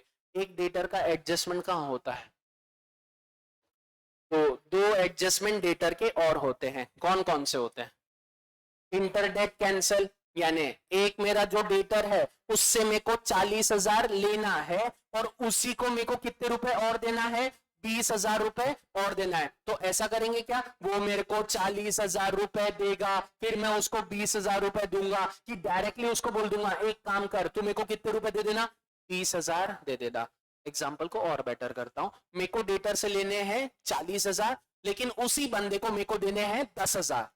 अब क्या पहले 2020 था ना तो कंफ्यूजन होगा, मेरे को उससे लेने थे 40, उसको देने हैं 10,000, यानी वो मेरा क्या है, डेटर भी है, वो मेरा क्या है, क्रेडिटर भी है, उससे पैसे लेना भी है, उसको पैसे देना भी है। तो मैं क्या पैसे लेके पैसे दूंगा क्या, नहीं, हम पैसे पैसे नहीं खेलेंगे, हम क्या कर देंगे, इंटर डेट को कैंसिल कर देंगे। सेम अमाउंट कितना है, 30,000 है कि 10,000 है, 10,000। तो एंट्री किसकी पास होगी, 10,000 की होगी, 30,000 की एंट्री पास नहीं होगी। वो 30,000 आपको कब दे देगा, फ्यूचर में दे देगा। अभी हम पैसे लेने देने की एंट्री पास नहीं कर रहे हैं, हमारी जो इंटर डेट है उसको कैंसिल करने की एंट्री कर रहे हैं। डेटर को कैंसिल करना है, डेटर कौन सा बैलेंस है, डेबिट, डेटर को क्या करना पड़ेगा, क्रेडिट, क्रेडिटर कौन सा बैलेंस है, क्रेडिट, क्रेडिटर को क्या करना पड़ेगा, डेबिट। आपकी जर्नल एंट्री हो जाएगी इंटर डेट कैंसिल करने की, creditor account debit to debtor account. Sir creditor account debit, creditor account debit, creditor PNL कौन सा बैलेंस, क्रेडिट बैलेंस, लेकिन ये तो डेबिट हो गया।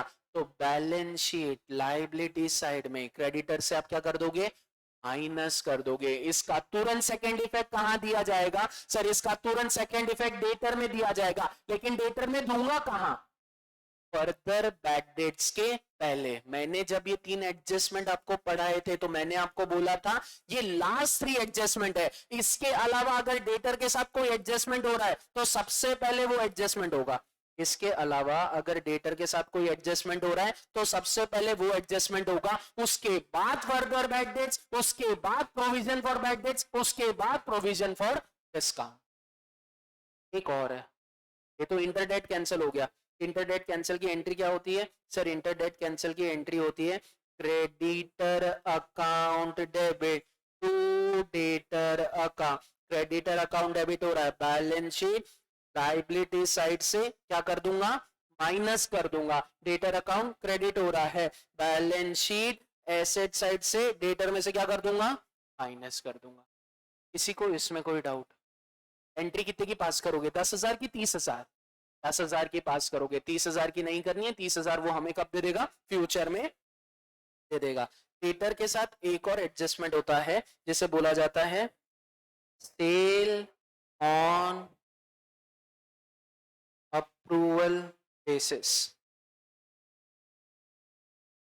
चलो कौन बताएगा हो क्या गया, यानी what is mean by this sale on approval basis का मतलब क्या होता है, कम ऑन आ जाओ आ जाओ। सर हमने माल बेचा सामने वाले को, दिस इज एक्चुअल सेल, नहीं ये एक्चुअल सेल नहीं है। मैं एक शॉप में गया, चल थोड़ा सा, कितना टाइम हो गया, 1 हो गए, भगा रहा हूँ टेंशन मत लो। अच्छे नींबू ही तो रेक्टे B R S bills of action, 20 minute बहुत हो गए उसके लिए। हाँ लेकिन एग्जाम में पूछते हैं हर बार, रिकॉर्ड है उसका। ये शॉप है, ये उसका दरवाजा, यहाँ पे खिड़की, शॉप शॉप घर क्यों बनाऊंगा बेटा मैं, शॉप फेस फेस लग रहा है ना, हाँ मुंह लग रहा है। तो ये शॉप है, ये उसका रास्ता है, ये शॉप में मैं गया, किसमें गया, मेरी एक्टिवा में, you know my Activa, Activa मैं मेरी एक्टिवा, हाँ एक्टिवा है, फेल हो जाएगी एक्टिवा बोल, क्या है, नहीं नहीं एक्टिवा बोल, एक्टिवा बोल, हाँ कहाँ डरी भाई चलो तो हाँ सुनो सुनो, अब आते हैं वापस, हो गई मस्ती 2 मिनट की।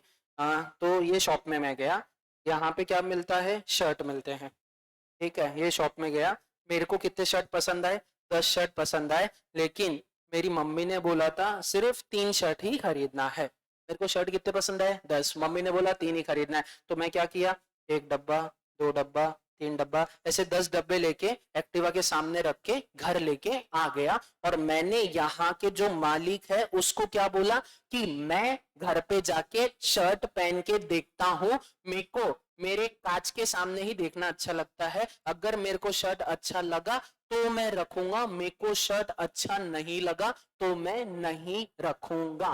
This is known as sale on approval basis, कि मैं माल तो लेके जा रहा हूं लेकिन मैं इसका अभी तक आपको अप्रूवल नहीं दिया हूं। मैंने अगर आपको अप्रूवल दिया तो आप सेल मानना, मैंने अगर आपको अप्रूवल नहीं दिया तो अभी तक ही आपके लिए कोई सेल नहीं हुआ है। आपका माल किसके पास पड़ा है? कस्टमर के पास पड़ा है। This is not the actual sale. आपका माल कहां पड़ा है? कस्टमर के पास पड़ा है, जब तक मैं आपको क्या ना दूं, अप्रूवल नहीं दूं। तो मैं गया, मेरे को शर्ट पसंद आ गए, लेकिन ये जो नालायक ओनर है ना, इसने किसकी एंट्री पास कर ली? ईयर एंड हो गया, मैंने अभी तक अप्रूवल नहीं दिया। ईयर एंड हो गया, मैंने अभी तक आपको अप्रूवल नहीं दिया। अगर मैंने अभी तक आपको अप्रूवल नहीं दिया, आपने किसकी एंट्री पास कर ली? सेल की एंट्री पास कर ली। आपने सेल की एंट्री क्या पास की? Sandeep account debit to sale account which is replace with debtor account debit to sale account which is replace with debtor account debit to sale. और कौन सी वैल्यू पे पास की? Sale value. क्या ये आपके लिए एक्चुअली सेल था?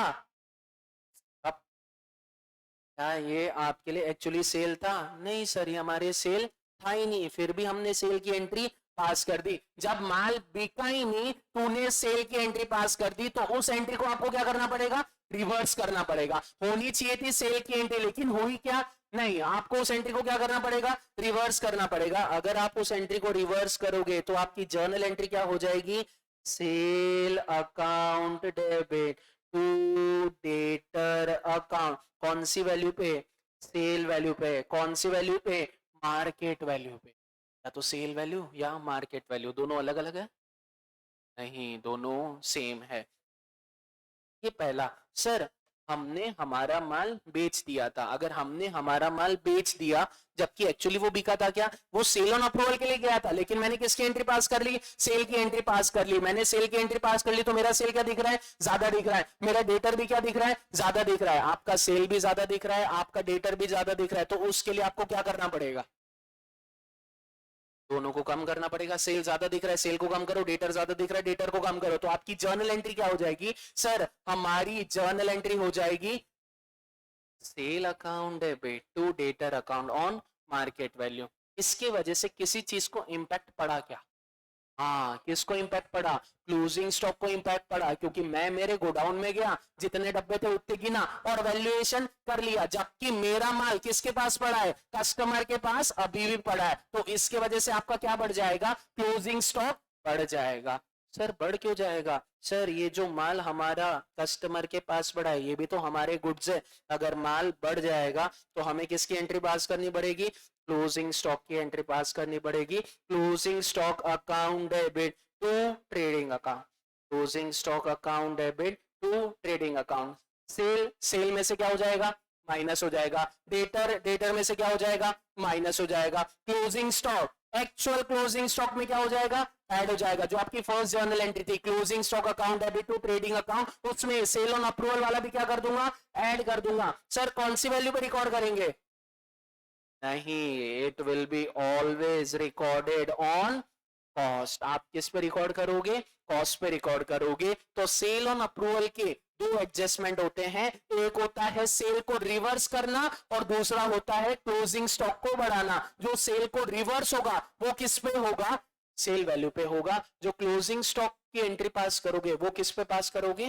कॉस्ट पे पास करोगे। Any doubt? All of you clear? अब यहां पे भी डेटर आया, इधर आएगा, इधर ही आएगा। उसके बाद फर्दर बैड डेट्स, उसके बाद प्रोविजन फॉर बैड डेट्स, उसके बाद प्रोविजन फॉर डिस्काउंट। ये थर्ड नंबर वाला है, ये सेकंड नंबर वाला है, ये फर्स्ट नंबर वाला है। लास्ट से इसके पहले चाहे तो और भी हो सकते हैं। इसके पहले अगर डेटर के साथ कोई एडजस्टमेंट हो रहा है तो पहले निपटाओ। फिर सबसे last, second, third last bad debts, second last provision for bad debts, third last provision for discount. और अमाउंट कहां चले जाएगा? आउटर में चले जाएगा। Anybody having any doubt up to this? All of you clear with this? चलिए coming to the next. Sir next में हमारे पास क्या है? नेक्स्ट में हमारे पास है IOC, IOD। What is mean bye IOC? Interest on capital. What is mean bye IOD? Interest on drawing. मैंने आपसे फुल फॉर्म पूछा ना, what is mean bye IOC पूछा, what is the full form of IOC नहीं पूछा। What is mean bye IOC? Sir IOC का मतलब होता है जो ओनर हमें कैपिटल दे रहा है, इस कैपिटल पे हमें क्या देना पड़ेगा? इंटरेस्ट देना पड़ेगा। तो इंटरेस्ट देने की एंट्री क्या होगी? Interest account debit to capital account, क्योंकि आप ओनर से डील किस में करते हो? उसके अकाउंट से डील करते हो, कैश में डील नहीं करते हो। तो आपकी जर्नल एंट्री हो जाएगी interest account debit to capital account. Any doubt in this? Sir interest on drawing क्या रहेगा? सर जो ओनर पैसे लेके जाता है उसमें हम क्या चार्ज करते हैं? इंटरेस्ट चार्ज करते हैं। If the date of drawing is not given in the question, it will be charge half yearly, 6 महीने के लिए चार्ज करूंगा। It is not compulsory with IOC but it is compulsory with IOD। IOD आप normally कितने महीने का charge करते हो? 6 मंथ का। सर एंट्री क्या हो जाएगी? एंट्री हो जाएगी, you can write drawing, you can write capital, no issue with that. Capital account debit to IOD या फिर drawing account debit to IOD। Sir effect कहाँ जाएगा? ये चले जाएगा P&L अकाउंट के डेबिट साइड में। कैपिटल कहाँ चले जाएगा? कैपिटल में ऐड हो जाएगा। सर इसका इफेक्ट कहाँ जाएगा? एक कैपिटल से माइनस हो जाएगा, दूसरा P&L अकाउंट के क्रेडिट साइड में चले जाएगा। सर ओनर ने कैश इंट्रोड्यूस की, what will be the journal entry? Cash लेके आया, cash account debit to capital account. Sir owner goods लेके आया, देखिए आ रहा है गुड्स लेके आया, गुड्स लेके आया तो गुड्स आए तो कौन सा अकाउंट यूज किया जाता है? Purchase account. Purchase account debit to capital account. Sir owner asset लेके आया, asset account debit to capital account. Capital account हर जगह क्या हो रहा है? क्रेडिट हो रहा है, तो कैपिटल में क्या हो जाएगा? ऐड हो जाएगा। कैश अकाउंट क्या हो रहा है? डेबिट, तो कैश में क्या कर दूंगा? ऐड। परचेज अकाउंट क्या हो रहा है? डेबिट, तो परचेज में क्या कर दूंगा? ऐड। एसेट अकाउंट क्या हो रहा है? डेबिट, तो एसेट में क्या कर दूंगा? ऐड। ठीक। ओनर पैसे लेके गया, what will be the journal entry? Drawing account debit to cash account. Capital से माइनस, कैपिटल से माइनस, कैश से भी माइनस। ठीक है। सर ओनर गुड्स लेके गया, drawing account debit to goods given to the owner. नहीं sir, drawing account debit to purchase account. State board वालों आपने एंट्री कुछ और पढ़ी थी, drawing account debit to goods taken over by owner, ये सब नहीं। Drawing accounts debit to purchase account, आपको इससे किससे माइनस करना पड़ेगा? परचेज अकाउंट से माइनस करना पड़ेगा। आपको इससे किससे माइनस करना पड़ेगा? कैपिटल अकाउंट से माइनस करना पड़ेगा। Goods distributed as a free sample, what will be the journal entry? Advertisement account debit to goods distributed as a free sample, नहीं। Advertisement account debit to purchase account. Advertisement is a indirect expense P&L account के debit side में, और ये कहां से minus हो जाएगा? Purchase में से माइनस हो जाएगा। Goods distributed as a charity, charity account debit to purchase account. Charity indirect expense P&L के डेबिट साइड में, और ये परचेज में से क्या हो जाएगा? माइनस हो जाएगा। ठीक है। इसके अलावा और कोई एडजस्टमेंट है तो आप बताओ मेरे। हाँ बचा है, बचा है। बोल रहा हूँ, रुक जा, मेरे को कंप्लीट करना दो। फिर आपको क्वेश्चन में प्रिलिमिनरी एक्सपेंस दिए हुए हैं, आपको क्वेश्चन में एडवर्टीजमेंट एक्सपेंस दिए हुए हैं। प्रिलिमिनरी एक्सपेंस यानी क्या होता है? It is also known as with the name of establishment expense which is given in the test too, जो आपने बैलेंस शीट एसेट साइड में लिख के आए हो।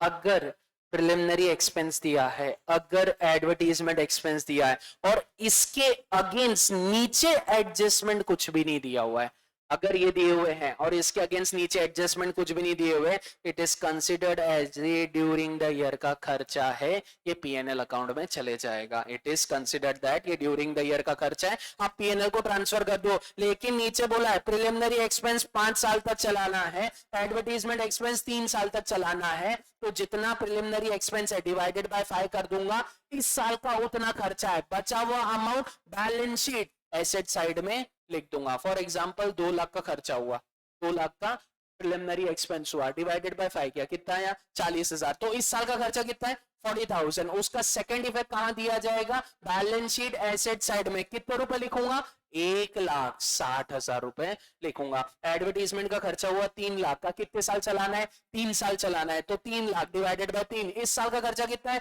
1 लाख, तो इस साल के पीएनएल में 1 ही लाख दिखेगा, बैलेंस शीट एसेट साइड में कितने रुपए दिखाऊंगा, 2 लाख रुपए दिखाऊंगा। समझेगा। अगर टाइम दिया हुआ है तो, अगर ये 5 और 3 नहीं दिया हुआ है तो it is considered as during the year का खर्चा। ड्यूरिंग द ईयर का खर्चा है तो कहां ट्रांसफर हो जाएगा, पीएनएल अकाउंट में ट्रांसफर हो जाएगा। और बोलो, हाँ। अब एक मैनेजेरियल कमीशन बचा है, ध्यान से सुनना, अच्छे से बता रहा हूं, ये चीज आपने पहले पढ़ी है। अगर मैनेजेरियल कमीशन का एडजस्टमेंट है तो ये आपका रहेगा एकदम लास्ट वाला एडजस्टमेंट। लास्ट वाले का मतलब होता है after finding out gross profit, आप इसको इज्जत दोगे। ग्रॉस प्रॉफिट निकालने के बाद, ये ग्रॉस प्रॉफिट पीएनएल को ट्रांसफर करने के बाद, you are required to find out net profit before commission, यानी इसमें सारे खर्चे आ जाएंगे, सारी इनकम आ जाएगी, सिर्फ कमीशन वाला नहीं आएगा। तो सबसे पहले आपको क्या निकालना है, अगर मैनेजेरियल कमीशन बोला है तो we are required to calculate net profit before commission. Net profit before commission निकालने के लिए आप सारे खर्चे ले लेते हो, सारी इनकम ले लेते हो, एक्सक्लूडिंग योर कमीशन। कमीशन को छोड़ के सारे खर्चे माइनस करूंगा, सारी इनकम को प्लस करूंगा, जो पॉजिटिव फिगर आएगा वो मेरे लिए क्या रहेगा, नेट प्रॉफिट बिफोर कमीशन रहेगा। आपने एक फॉर्मूला पढ़ा था, cost plus profit equals to sale, cost plus profit equals to sale, ये पढ़ा था। और यहां क्वेश्चन में दिया हुआ है प्रॉफिट इज 20% ऑन सेल, इसका मतलब क्या होता है, प्रॉफिट इज 20% ऑन सेल, यानी सेल कितना परसेंट है, 100% है। सर सेल कितना परसेंट है, 100% है, प्रॉफिट कितना है 20, तो कॉस्ट कितना हो जाएगा 80, कॉस्ट कितना हो जाएगा 80, yes cost will be 80, 80 plus 20 equals to 100। अगर यहाँ ऑन सेल नहीं दिया हुआ रहता, यहाँ दिया हुआ रहता ऑन कॉस्ट, तो कॉस्ट कितना हो गया रहता 100, प्रॉफिट कितना हुआ रहता 20, तो सेल कितना हो गया रहता 120। ये फॉर्मूला समझता है, कहना है इसे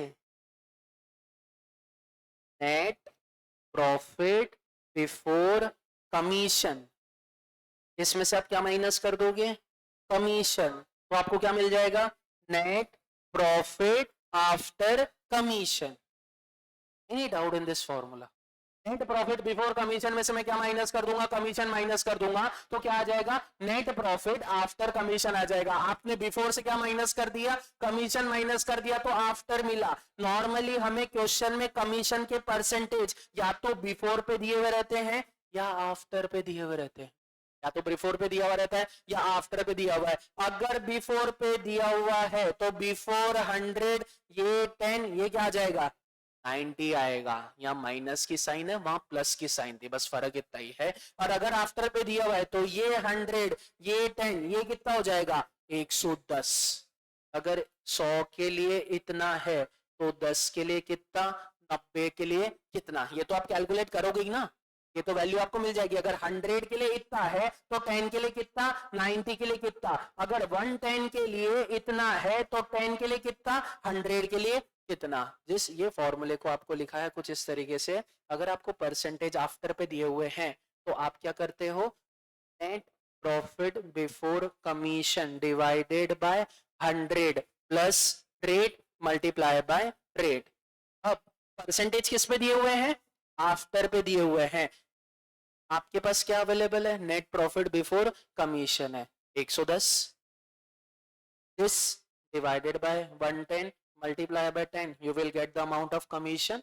ये फॉर्मूला आया कहां से है? यहां से आया। फॉर्मूला आया कहां से है? यहां से आया। जमेगा?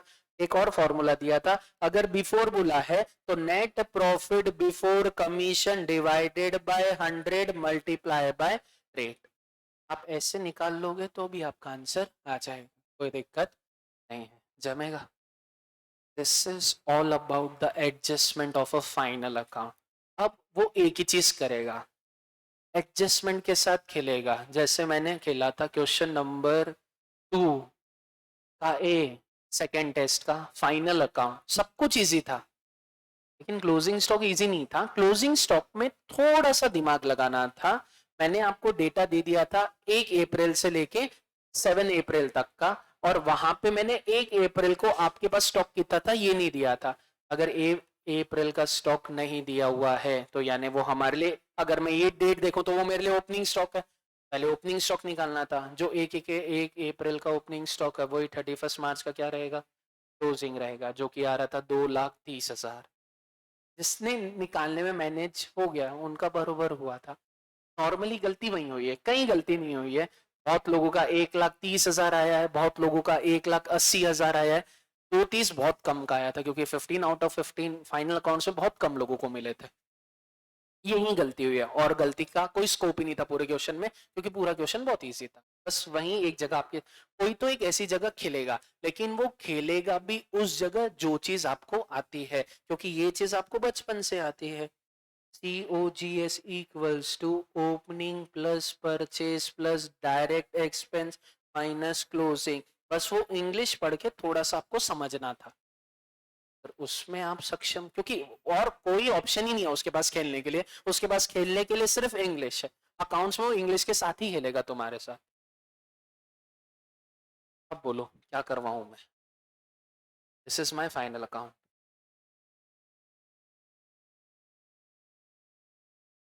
हाँ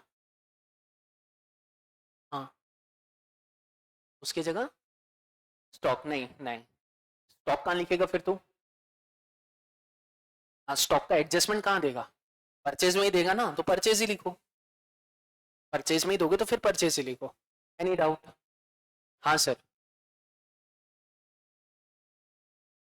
कौन सा? ये COGS वाला? ये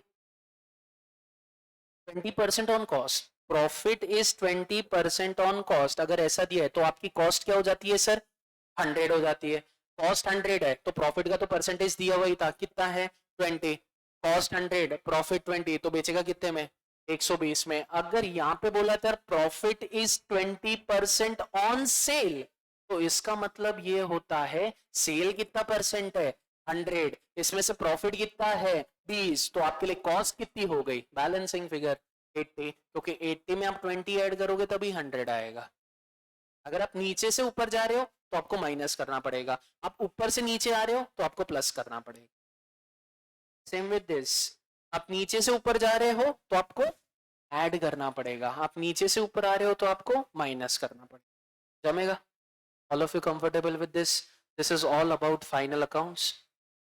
आज जाके कौन से क्वेश्चन आपको प्रैक्टिस करना है ये मैं मार्क करवा देता हूँ, बस वही क्वेश्चन कर लेना फाइनल अकाउंट्स के। उसमें आपको कोई भी डाउट है मेरे को पर्सनली कोई नहीं पूछेगा। एक अकाउंट्स नाम का ग्रुप दिया हुआ है, उसमें आप पूछ लेना, ये क्या सोचेगा वो क्या सोचेगा। 4 दिन है, दिमाग मत लगाओ, अपने ईगो को साइड में रख के वो ग्रुप पे पूछ लेना बस। क्वेश्चन नंबर 8 याद है मेरे को बेटा? हाँ, क्वेश्चन नंबर 8, क्वेश्चन नंबर 10, 14, 16, 8, 10, 14, 16। अगर आपको और ज्यादा प्रैक्टिस करनी है, और ज्यादा प्रैक्टिस करनी है, तो 6 से लेके 18 तक सारे इवन वाले, 6 से लेके 18 तक सारे इवन वाले, 6, 8, 10, 12, 14, 18, ये तो करोगे ही करोगे।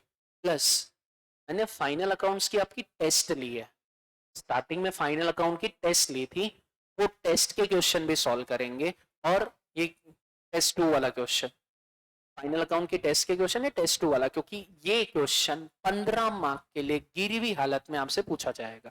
15 मार्क्स वो पूछता ही है, जहां तक क्वेश्चन नंबर 2A पूछेगा या फिर क्वेश्चन नंबर 4 या 5 है। नॉर्मली फर्स्ट प्रेफरेंस उसका रहता है क्वेश्चन नंबर 2A। क्यों? क्योंकि आपकी मेंटेलिटी के साथ थोड़ा सा खेलता है। तुमने ट्रू फॉल्स पढ़े, तुम्हारा मोरल डाउन वही हो गया, ट्रू फॉल्स क्या बर्बादी है। फिर उसके बाद गलती से 4 मार्क का उसने थ्योरी का क्वेश्चन पूछ लिया, तो तुम फिर टेंशन में आ जाते हैं, थ्योरी पूछ ली।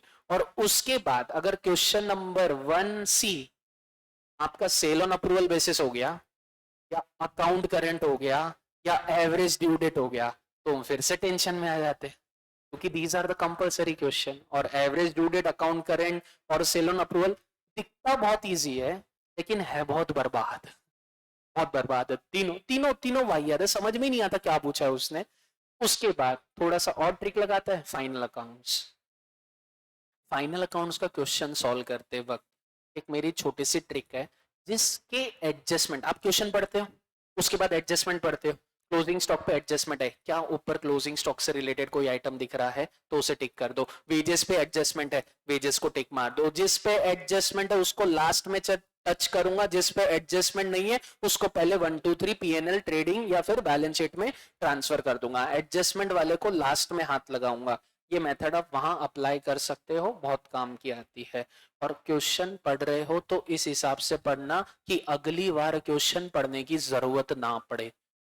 एक बार क्वेश्चन पढ़ा, भले 5 मिनट लगे तुमको, 15 मिनट मिलेंगे ना, 15 मिनट में आपको 2 चीज के डिसीजन लेने हैं। एक डिसीजन आप पक्का ना पक्का फाइनल अकाउंट्स तो पढ़ोगे, कुछ भी हो जाए तो वो 15 मिनट में फाइनल अकाउंट तो पढ़ते ही छो। उसके बाद एक आपका मेन डिसीजन, कौन सा क्वेश्चन छोड़ना है, ये आपका अटेम्प्ट डिसाइड करता है कि क्या आप ये अटेम्प्ट में पास हो रहे हो कि नहीं हो रहे हो।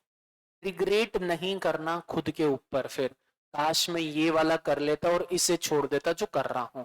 प्रॉपर टाइम देना, हाँ ये क्वेश्चन नहीं जम रहा मैं इसे छोड़ूंगा, क्योंकि एक question from question number 2 to question number 6 आपको एक क्वेश्चन कोई भी छोड़ना पड़ेगा, तो सोच समझ के छोड़ना कि छोड़ना कौन सा क्वेश्चन। बाकी सारी डिटेल्स जब आप 24 तारीख को पेपर है ना, 23 तारीख की आपके व्हाट्सएप पे आ जाएगी कि करना कैसा है, क्या क्या चीजें लगेगी, क्या होना चाहिए, सब कुछ मैं भेज दूंगा, उस हिसाब से आप प्रिपेयर कर लेना। लास्ट मिनट नहीं पढ़ना, 23 तारीख की रात को 10 बजे किताब को रखना साइड में, चिल मारना। अच्छे से बता रहा हूँ, एकदम से एकदम एंड टाइम पे पढ़ते हो ना, ये अगर वहां पेपर के टाइम पे नहीं चला, क्योंकि बहुत गंदा टाइम है, 2 से 5 ऐसा वेदर रहा तो ठीक है, कड़कती धूप रही और वहां पंखे डक्ट कुछ नहीं होते हैं, ना के बराबर होते हैं वहां के पंखे, तो बैंड बज जाएगी तुम्हारी। भगवान से दुआ करो बारिश भी नहीं आने को ना, नॉर्मल मौसम जैसा अभी ये वेदर है करंटली ऐसा वेदर रहे, मजे रहेंगे तुम्हारे, पेपर लिखने में तुमको मजा आए। बारिश आई तो पेपर का मॉइस्चर गीला हो जाता है, पेपर लिखने में मजा नहीं आती। बारिश के टाइम पे पेपर अपने आप ही भले वो गीला ना हो फिर भी वो मॉइस्चर पकड़ लेता है और नॉर्मल गीला हो जाता है, और लिखने में तुमको मजा नहीं आए। और ज्यादा गर्मी रही तो तुम्हारे पसीने निकलेंगे, तो जींस मत पहन के जाना।